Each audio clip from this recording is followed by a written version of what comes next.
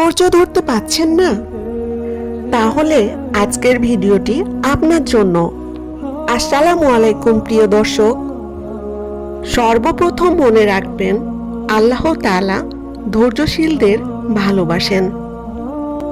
ধৈর্যশীলদের প্রতিদান আল্লাহ হিসাব ছাড়াই দিবেন। কষ্ট আসলে বলুন, ইন্না লিল্লাহি ওয়া ইন্না ইলাইহি রাজিউন। ধৈর্য ঈমানের অঙ্গ, একথা হৃদয়ে গেঁথে নিন। বিপদ আসলে আল্লাহর পরীক্ষা, এটা শাস্তি নয়, বিশ্বাস করুন। রাগের সময় নীরব থাকাই ধৈর্যের বড় পরীক্ষা। নামাজ ধৈর্য অর্জনের সবচেয়ে বড় মাধ্যম, তাই নিয়মিত নামাজ পড়ুন। আল্লাহ যা করেন ভালোর জন্যই করেন। তাড়াহুড়া শয়তানের কাজ, ধৈর্য ধারণে আল্লাহর রহমত থাকে। বিপদের পথে হারাম কাজ দিয়ে সমাধান খুঁজবেন না। সব সমস্যার সমাধান আছে, হাল ছাড়বেন না। ধৈর্য ধারণ করলে গুনাহ মাফ হয়। নবী রাসূলদের জীবনী পড়তে হবে বেশি বেশি। নবী রাসূলদের জীবনী ধৈর্যের সবচেয়ে বড় উদাহরণ, তাই বেশি বেশি নবী রাসূলদের জীবনী পড়া উচিত।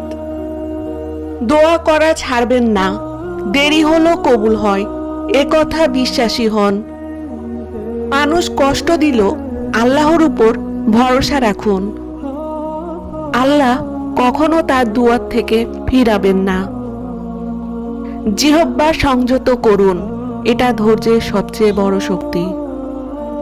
আজকের এই কষ্ট আগামী দিনের নিয়ামত, এই কথা বিশ্বাস করুন।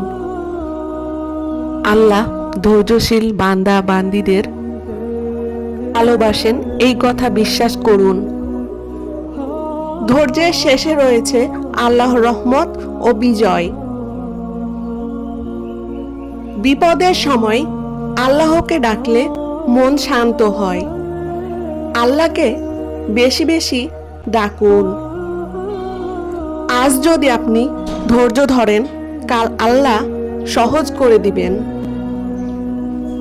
সবচেয়ে বড় কথা, আল্লাহর উপর ভরসা রাখুন। সব সময় মনে রাখবেন, আল্লাহ কখনো তার বান্দাকে ফিরিয়ে দেন না। আল্লাহ সর্বদা আপনাকে আমাকে সাহায্য করবেন। আর সর্বশেষ, ধৈর্য ধারণকারীদের আল্লাহ অদৃশ্যভাবে সাহায্য করবেন। হযরত ইউসুফ আলাইহিসসালাম, হযরত দাউদ আলাইহিসসালাম, হযরত ইব্রাহিম আলাইহিসসালাম, তাদের সহ আরো নবী রাসূলগণের জীবনী দেখেন। তাদের জীবন আপনার থেকেও বেশি কষ্টকর। তারা ধৈর্য হারাননি, আপনি কেন হারাবেন?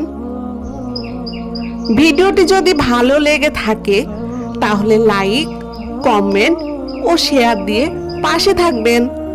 আর যারা নতুন তারা সাবস্ক্রাইব করে দিবেন। আল্লাহ হাফেজ।